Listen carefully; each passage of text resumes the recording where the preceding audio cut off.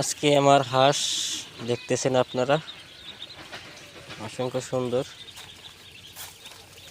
তারা বসে রয়েছে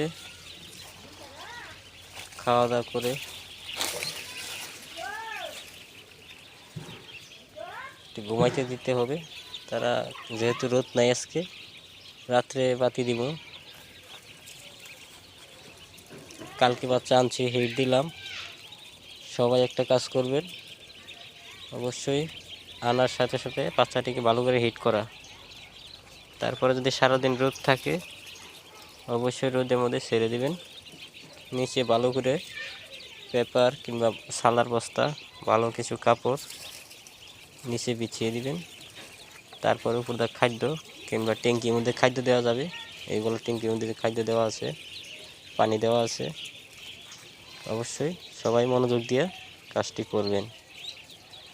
পরবর্তী ভিডিও অবশ্যই জানিয়ে দেব।